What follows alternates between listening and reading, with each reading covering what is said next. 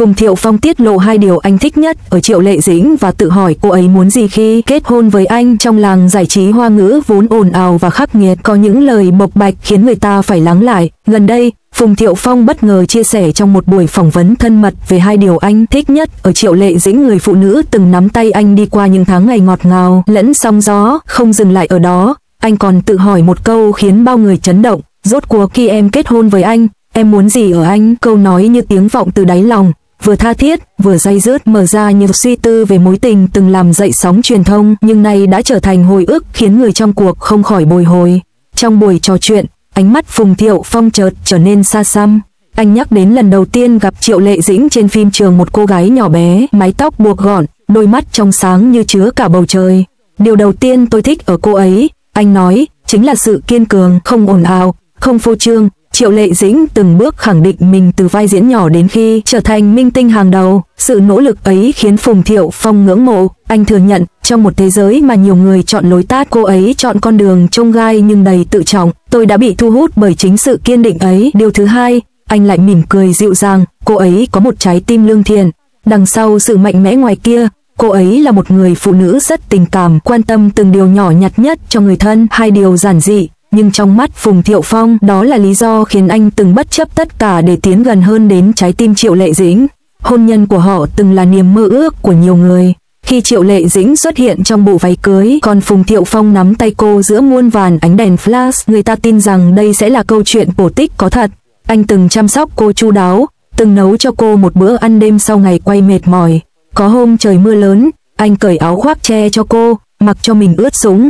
Những hình ảnh ấy trở thành minh chứng tình yêu đẹp đẽ, khiến khán giả không ngừng suýt xoa. Nhưng có lẽ, hôn nhân không chỉ toàn màu hồng, sau những nụ cười, họ cũng phải đối diện với khoảng lặng, với khác biệt trong tính cách và áp lực từ danh vọng. Trong cuộc trò chuyện, Phùng Thiệu Phong bất ngờ trầm giọng, đôi khi tôi tự hỏi, khi em đồng ý kết hôn với anh, em thật sự muốn điều gì? Là sự an toàn, là một bờ vai vững chắc, hay chỉ là một khoảng lặng tạm thời trong cuộc sống đầy sóng gió? Câu hỏi ấy không chỉ dành cho Triệu Lệ Dĩnh, mà dường như anh đang hỏi chính bản thân mình. Trong hôn nhân, anh đã cố gắng, đã yêu, đã hy sinh, nhưng kết cục vẫn là chia xa. Anh thừa nhận, có lúc anh sợ rằng tình yêu mà mình trao đi chưa đủ để giữ chân cô. Có lẽ Triệu Lệ Dĩnh cần một sự đồng hành khác, một nhịp sống khác, không phải người đàn ông như anh. Người phỏng vấn im lặng, còn khán giả khi nghe lại đoạn này, nhiều người đã rơi nước mắt. Bởi đó không phải là lời trách móc, mà là sự hoang mang, một nỗi đau dịu dàng nhưng sâu thẳm. Nếu đặt mình vào vị trí Triệu Lệ Dĩnh, ta sẽ hiểu rằng cô không chọn hôn nhân để tìm hào quang. Cô vốn mạnh mẽ, tự lập, có thể tự đứng trên đôi chân của mình. Có lẽ, điều cô tìm kiếm khi gật đầu đồng ý kết hôn với Phùng Thiệu Phong chính là sự đồng hành bình dị. Một người đàn ông có thể ngồi cùng cô ăn một bữa cơm, cùng đưa con đi học, cùng lắng nghe những mệt mỏi thường nhật. Với cô, hôn nhân không phải sự phô trương, mà chỉ cần bình yên. Thế nhưng, giữa hai người quá nổi tiếng, giữa những lịch trình dày đặc và kỳ vọng từ khán giả, họ đã không thể giữ mãi sự bình yên đó. Khi nhắc về Triệu Lệ Dĩnh, ánh mắt Phùng Thiệu Phong chưa bao giờ che giấu được sự trìu mến. Anh nói, dù chúng tôi không còn chung một mái nhà, nhưng tôi chưa bao giờ ngừng trân trọng cô ấy. Cô ấy là mẹ của con trai tôi, và là một phần ký ức đẹp nhất trong đời tôi. Câu nói ấy khiến nhiều người lặng đi, bởi đôi khi, tình yêu không biến mất sau ly hôn, nó chỉ chuyển sang một hình thái khác, thành sự trân trọng, thành lòng biết ơn, thành một mối dây liên kết vĩnh viễn qua đứa con. Triệu Lệ Dĩnh, dù kín tiếng, cũng từng vài lần gián tiếp bày tỏ sự cảm kích dành cho Phùng Thiệu Phong. Cô thừa nhận, anh ấy là một người cha tốt, luôn yêu thương con hết lòng. Khi buổi phỏng vấn kết thúc, Phùng Thiệu Phong ngồi lại khá lâu. Anh nhìn xuống bàn tay mình, khẽ thở dài, trong đôi mắt ấy vẫn còn ánh sáng dịu dàng của một người đàn ông từng hết lòng yêu. Có lẽ, câu hỏi, em muốn gì khi kết hôn với anh, sẽ mãi là bí ẩn, bởi chỉ Triệu Lệ Dĩnh mới có thể trả lời. Nhưng dẫu câu trả lời là gì, thì những năm tháng bên nhau cũng đã từng là khoảnh khắc đẹp nhất. Câu chuyện về Phùng Thiệu Phong và Triệu Lệ Dĩnh, suy cho cùng, không chỉ là chuyện tình yêu của hai ngôi sao nổi tiếng, nó còn là lời nhắc nhở rằng, trong hôn nhân, đôi khi tình yêu chưa đủ, cần thêm sự thấu hiểu và đồng hành. Nhưng chính sự thừa nhận hai điều anh thích nhất ở cô, sự kiên cường và trái tim lương thiện, lại khiến người ta tin rằng tình yêu ấy là thật, không hào nhoáng, không dối trá. Và câu hỏi anh đặt ra, day dứt nhưng cũng đầy yêu thương, sẽ mãi còn vang vọng trong lòng khán giả. Em đã muốn gì khi đồng ý làm vợ anh? Có những đêm khuya, khi công việc lắng lại, Phùng Thiệu Phong ngồi một mình nơi ban công, châm một điếu thuốc nhưng không hút, chỉ để khói bay vào không trung.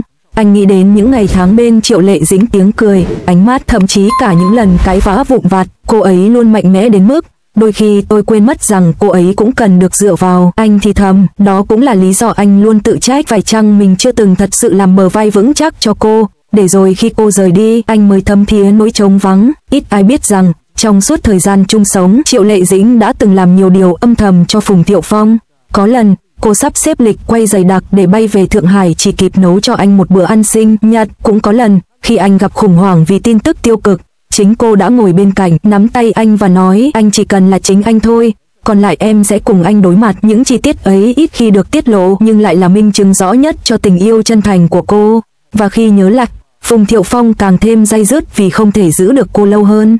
Từ góc nhìn của Triệu Lệ Dĩnh, hôn nhân với Phùng Thiệu Phong có lẽ là sự hòa trộn giữa yêu thương và thử thách. Cô từng chia sẻ trong một buổi phỏng vấn hiếm hoi, hôn nhân giống như một chuyến đi, có những lúc trời quang, có những lúc bão tố, điều quan trọng là hai người có thể nắm tay nhau đi qua hay không. Người hâm mộ hiểu rằng, dù chia tay, trong lòng cô vẫn còn sự tôn trọng dành cho anh. Khi được hỏi liệu Phùng Thiệu Phong có phải là người cha tốt, cô trả lời, vâng, anh ấy luôn yêu thương con trai hết lòng, và đó là điều tôi biết ơn nhất. Câu trả lời ngắn gọn nhưng đủ khiến Phùng Thiệu Phong sững sờ, bởi đó là minh chứng rằng dù không còn tình chồng vợ, nhưng sự gắn bó gia đình vẫn chưa bao giờ tan biến. Khán giả, đặc biệt là những người từng dõi theo câu chuyện tình của cả hai, không khỏi xúc động khi nghe những lời tâm sự. Trên các diễn đàn, nhiều bình luận xuất hiện, có lẽ anh ấy vẫn còn yêu rất nhiều, chỉ là đã muộn màng. Điều đau lòng nhất không phải là ly hôn, mà là câu hỏi chưa có lời giải đáp, cô ấy muốn gì khi đồng ý làm vợ anh. Một số fan còn viết, nếu còn yêu, hãy thử cho nhau thêm một cơ hội, đứa trẻ cần cả cha lẫn mẹ. Những lời ấy như lặng lẽ nối thêm sợi dây vô hình giữa hai con người vốn đã từng là của nhau.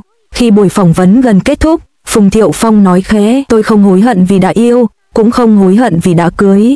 Điều duy nhất khiến tôi day dứt là có lẽ tôi đã không đủ tốt để giữ mãi một người phụ nữ tuyệt vời như cô ấy. Anh dừng lại, mỉm cười nhạt, rồi bổ sung, nhưng nếu có một ngày tôi được gặp lại cô ấy, tôi chỉ muốn nói một câu, cảm ơn em vì đã từng đến bên anh. Đó là lời khép lại, nhưng đồng thời cũng là cánh cửa mở ra muôn vàn cảm xúc cho người nghe. Câu chuyện của Phùng Thiệu Phong và Triệu Lệ Dĩnh giống như một bản nhạc có cao trào, có lặng yên, và cuối cùng tan vào dư âm day dứt. Dù không còn bên nhau, nhưng hai điều anh thích nhất ở cô, sự kiên cường và trái tim lương thiện, sẽ luôn tồn tại trong ký ức. Và câu hỏi anh đặt ra, có lẽ sẽ mãi không có câu trả lời rõ ràng, nhưng đôi khi, chính sự im lặng cũng đã là lời đáp. Tình yêu không bao giờ mất đi, nó chỉ biến thành một hình thức khác, dịu dàng hơn, trầm lặng hơn, nhưng vẫn vĩnh cửu.